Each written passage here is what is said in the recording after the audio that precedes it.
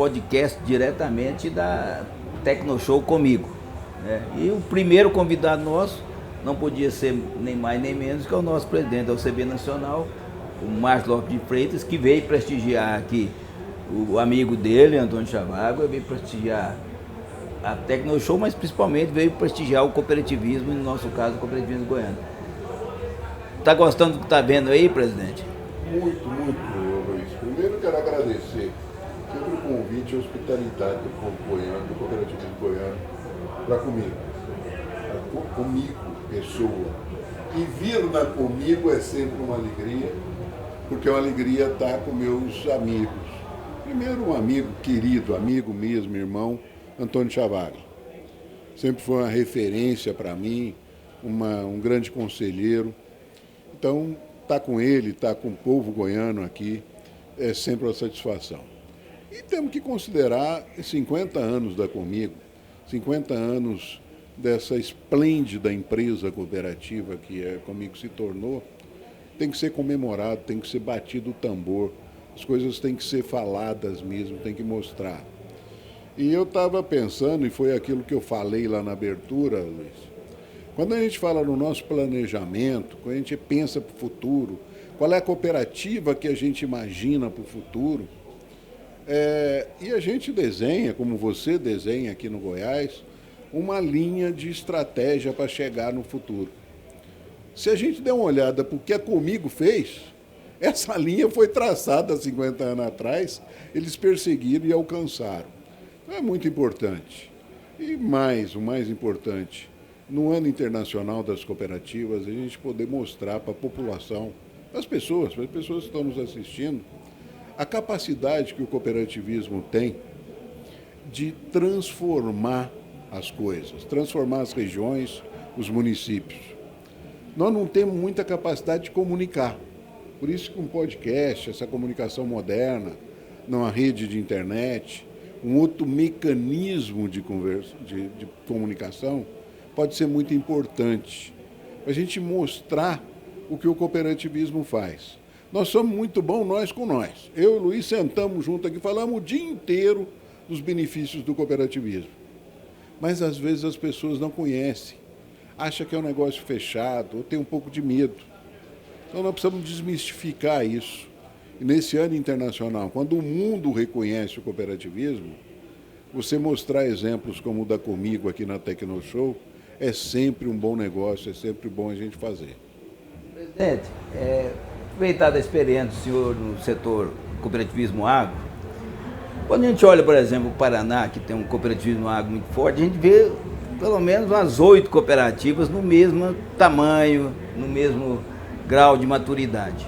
Aqui em Goiás nós temos uma Comigo disparada na frente, depois nós temos um pelotão de cooperativas menores, mas que têm possibilidade de alcançarem a Comigo. Muitas delas têm a mesma idade da Comigo, mas não conseguiram esse sucesso. O que nós poderíamos, enquanto sistema, ajudar essas cooperativas a terem um processo de evolução mais rápido? Luiz, é uma bateria de coisas, não é uma coisa tão simples essa transformação. Mas eu acho que a primeira delas, sem dúvida nenhuma, é aquela questão que a gente fala da gestão e governança. Ser cooperativa que não tem uma boa gestão, né, gestão profissional, um foco no negócio, bem desenvolvida, bem organizada, e que não tem um modelo de governança que dá legitimidade para a liderança, ela não avança. Essas cooperativas precisam trabalhar melhor a governança e a gestão. Eu acho que isso solidifica, é o alicerce. Segundo, investir no que você tem de melhor no mercado. É o que a gente chama de inovação. Inovação aconteceu 50 anos atrás, acontece agora e cada vez é mais necessária. Então tem que apostar demais na inovação. Coisas novas, transformadoras, coisas que nos aproximam. Nós temos que tirar o produtor nosso, principalmente o agricultor, da produção da commodity. Ele tem que entrar na produção de alimentos. Então ele tem que subir na cadeia. A Comigo fez isso e as cooperativas precisam subir na cadeia. Nós precisamos encurtar a distância entre quem produz e quem consome. E a cooperativa tem que assumir esse papel.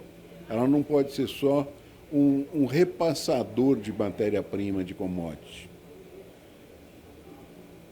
Isso faz parte da inovação. A questão da sustentabilidade, que a gente sempre comenta, eu acho que é uma palavra muito forte. Eu acabei de chegar de uma viagem no exterior e, para mim, estou cada vez mais convicto que a questão da sustentabilidade, a questão que vai acontecer aí na COP30, não é mais uma questão, nós estamos tratando da questão ambiental como sendo um passivo para o agricultor. Não é um passivo, é um ativo. É um valor que nós temos que dar para o nosso produto. Nós estamos encarando isso como um problema, e não é um problema, é uma oportunidade. Então nós temos que transformar o agricultor no grande regenerador do meio ambiente, no grande preservador do meio ambiente. Ele tem que assumir esse papel. E a gente fica meio desconfiado achando que isso vem conta para nós pagar. Isso não é conta para nós pagar, não. Nós temos um ativo para desenvolver. Então, acho que a sustentabilidade é esse outro fator. A representação, acho que hoje o sistema está fazendo bem. Você aqui em Goiás, os diversos estados, a gente lá em Brasília fazendo o que pode, mas buscando pessoas que tenham compromisso e que conheçam o cooperativismo para defender nossas causas, para você não ter barreiras nas leis, na tributação, para você desembaçar o caminho. E o quinto fator, até foi você que me sugeriu há 2 semanas atrás, que eu agreguei nas grandes estratégias de sucesso, é comunicar mais. É usar isso que você está fazendo aqui, usar mecanismos de comunicação, valorizar o nosso potencial de comunicação. Não entrar na vala comum, não é comprar espaço no grande jornal do Brasil, que você vai gastar seu orçamento inteiro e não vai resolver. É usando pessoas nossas que conhecem o nosso sistema e falando nos meios novos de comunicação. Redes sociais, também usando jornais, TVs, mas usando mecanismos mais modernos de comunicar com as pessoas. Então eu agreguei esse quinto pilar, que eu achei que é muito importante, e acho que isso, se praticado, você vai dar a turbina na cooperativa para ela mudar de etapa. Ela sair do patamar de só organizador da produção e botar no mercado. Tem que organizar, transformar e chegar mais perto do consumidor. Eu acho que a hora que você muda esse patamar, você muda de ares, você turbina o crescimento da cooperativa. Você falou um negocinho que concordo, além de todas as outros pontos eu concordo, com essa questão de realmente industrialização, verticalizar. E mais ainda, alcançar o mercado exterior. Eu acho que foi esses 2 grandes pontos que a Comigo teve com muito sucesso. Vai começando outra fábrica agora de mais de R$1 bilhão e já está no mercado externo há muito tempo.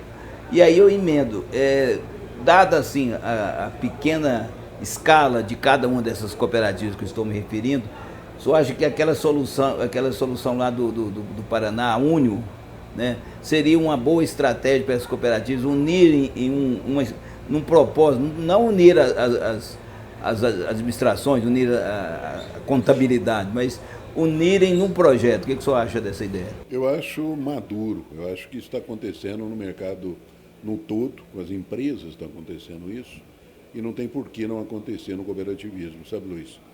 Eu acho que nós temos muita coisa para alcançar e para virar. Eu vou te dar alguns exemplos disso. Por exemplo, a Comigo é um exportador de produtos derivados da soja, já de farelo, de óleo e ainda de soja grão. Mas você acabou de chegar da Índia, numa viagem que você fez com o governador, e você viu potencial de mercado na Índia. Agora, semana passada, eu tive com um indiano que é meu colega de conselho da CI. E eu percebi nele a vontade, o interesse de comprar produtos do Brasil. E pasme, eles estão interessados em comprar alimentação para o gado. Então, mais do que vender farelo de soja ou soja para a Índia, nós podemos pensar em vender ração pronta. Porque eles não têm estrutura para produzir essa ração lá, não tem os ingredientes. E aí, por que não a gente não pensar num modelo de organizar as cooperativas para isso? Você tem aqui na Comigo a maior indústria de farelo de soja do Centro-Oeste, provavelmente com a nova indústria, a maior do Brasil, a maior produtora de farelo tostado do Brasil. Você tem cooperativas se instalando aí que tem potencial para instalar destilarias de álcool baseado em milho e que vai gerar um DDG. Então você tem energia, você já tem a proteína. Se juntar mais algumas cooperativas e a gente juntar processos para elaborar uma alimentação pronta para vender para os indianos ou para os asiáticos, da maneira geral. Isso é uma ideia, mas tem muitas ideias. Você pode transformar essa proteína vegetal produzida aqui na Comigo em proteína animal numa cooperativa que hoje só produz leite e vende o leite spot no mercado, transformar esse leite em alimento pronto, em lácteos com valor agregado, em queijos finos, em iogurtes. E isso, às vezes, é caro para uma cooperativa singular fazer. Você junta 4, 5 cooperativas, busca uma linha de crédito adequada, suportável nessa parte de juros, e você faz uma agregação de valor. Você citou o exemplo da Union, lá do Paraná, que tem a marca Alegra. Hoje é o frigorífico mais moderno do Brasil, que produz as melhores embutidos, os melhores salames, as melhores mortadelas, inclusive com marcas próprias para outras indústrias, para mercados e tal. E isso pode ser um embrião. Então, acho que a sua ideia, Luiz, está correta. Mas tem que pensar fora da caixinha, tem que inovar, tem que usar a inteligência artificial, pesquisar mercado, saber como é que o consumidor americano consome, como é que o consumidor indiano. É porque esse cara lá, a dona de casa lá, não vai escolher no supermercado o que compra do mesmo jeito que nós. Ele tem que saber como é que ela compra, qual é a necessidade e sair do mercado de commodity, subir o degrau.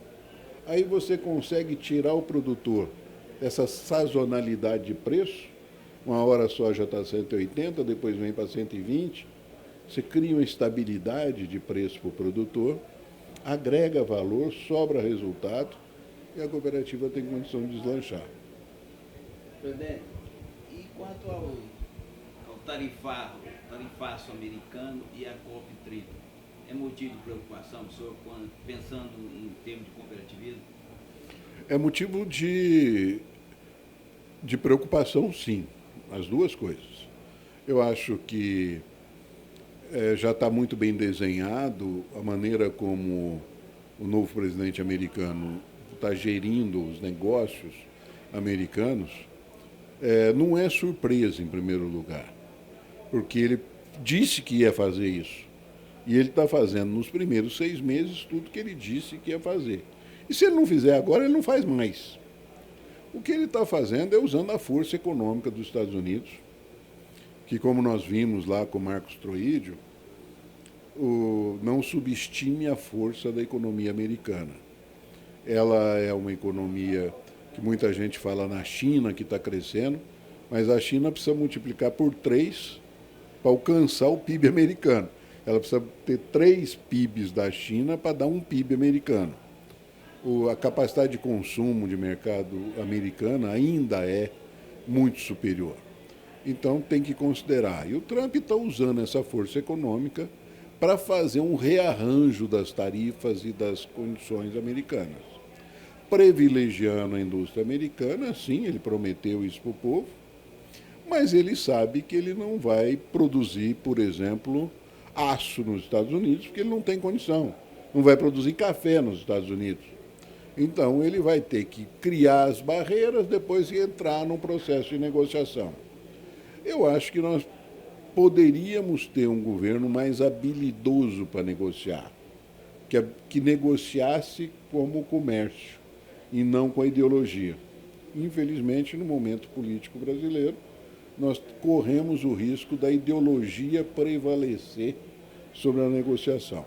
Então, isso me causa alguma preocupação de nós termos barreiras sérias para produtos brasileiros, e alguns produtos brasileiros.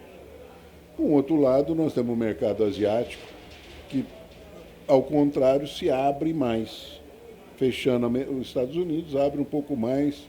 Eu acredito que a Ásia, a própria Europa, vai criar alguns relaxamentos naquelas barreiras que eles têm. Então, se nós soubermos aproveitar isso, se tivermos inteligência estratégica, nós vamos continuar mantendo a nossa performance. Quanto à questão da COP, é muito complexo, porque essa discussão vem e essa discussão acaba sendo muito ideologizada. Preocupa mais ainda pelo momento do governo brasileiro, que está ideologizado, está vendo na agricultura um oponente político, isso não adianta disfarçar. A presidência da República hoje enxerga a agricultura como conservadora que é, do lado da direita e não apoiando o governo. Que eu acho que nós não temos lado político, a agricultura não tem lado político, as pessoas têm, mas a agricultura como um todo não tem. A agricultura brasileira já está passando por um momento difícil dentro do conjunto político brasileiro. Dificuldade com as taxas de juros, com os créditos. Por exemplo, tivemos aí há poucas semanas atrás uma suspensão do crédito rural, na minha opinião, um balão de ensaio, já pré-desenhando ao Plano Safra. Então mostra que o ambiente não é bom. Vem uma COP cheia de ideologias globais.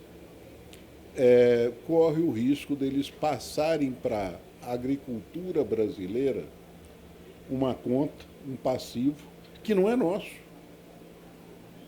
A agricultura brasileira não tem passivo ambiental, tem ativo ambiental. Quem mais preserva o meio ambiente é o agricultor. Se ele não preservar, velho, ele não produz.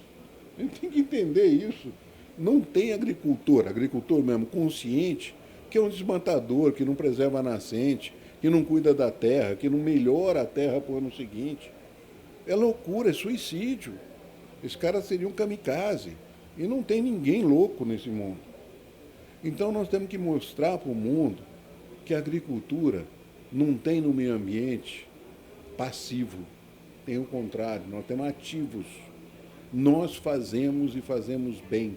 Nós temos as nossas APPs, as nossas reservas, nós cuidamos da terra, cada ano ela melhora, tanto é que a nossa produtividade melhora. São sinais muito claros. Então, nós temos que estar preparados para estar lá na COP, da maneira que der, estamos tentando estar presente como cooperativismo, para mostrar isso. Nós não podemos aceitar esse passivo.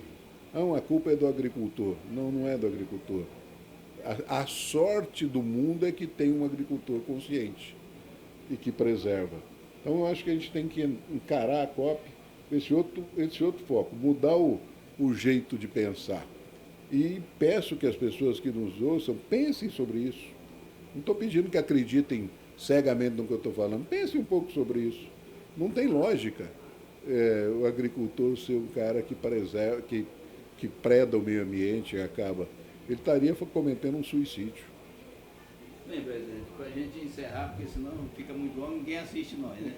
Mas eu queria deixar o senhor traçar um panorama aí do cooperativismo, como você enxerga o cooperativismo em geral nesses próximos anos, o trabalho da UCB.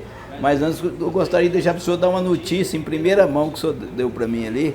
O Estado de Goiás foi protagonista nessa questão do crédito aí do sindicato. O senhor me deu uma notícia ali em primeira mão. Eu vou deixar para o senhor dar essa notícia, embora quando as pessoas forem assistir esse nosso podcast, certamente já saibam, mas nesse momento agora, quem está sabendo aqui de Goiás sou eu, porque o senhor me passou essa notícia. E aí depois o senhor também encerra aí fazendo essa perspectiva aí para a gente. Olha, Luiz, eu tive a notícia muito boa, a Tânia me passou aqui pelo WhatsApp, eu estava lá na mesa, eu não conseguia ver, e foi depois da minha fala, eu ia dar notícia. Nós conseguimos autorização, ou foi deferido, a criação do sindicato do crédito, o Sindicato das Cooperativas do Crédito do Estado de Goiás. Isso é uma questão estratégica para o cooperativismo, para o movimento sindical cooperativista. E nós somos uma estrutura sindical, patronal. Então, a criação, que foi um pedido nosso, e que Goiás acatou e encabeçou isso na primeira mão, de constituir o Sindicato das Cooperativas de Crédito do Estado de Goiás. E é o primeiro sindicato que é definido no Brasil, autorizado pelo Ministério do Trabalho. Então, essa é a notícia. Isso nós devemos ter pelo menos mais 5 sindicatos na fila aí. Isso nos dá uma tranquilidade numa ação judicial que está correndo no Supremo Tribunal Federal, nos dá uma condição de atender melhor as nossas cooperativas financeiras. Isso é muito importante. Agora, Luiz, quando a gente pensa no cooperativismo, eu acho que a gente vem fazendo um trabalho, vocês em cada estado, eu lá na UCB com a minha equipe, que está legal, está dando resultado, está tendo entrega. Mas nós temos que, às vezes a gente fica tão envolvido nas preocupações do dia a dia, nos problemas, nas barreiras, na decisão do TJ Goiás, recuperação judicial, os balanços, a safra teve problema e tal, que a gente fica olhando muito para o chão e acaba tropicando. Nós não podemos esquecer nunca, nós que estamos num papel de liderança, de olhar para frente, sabe?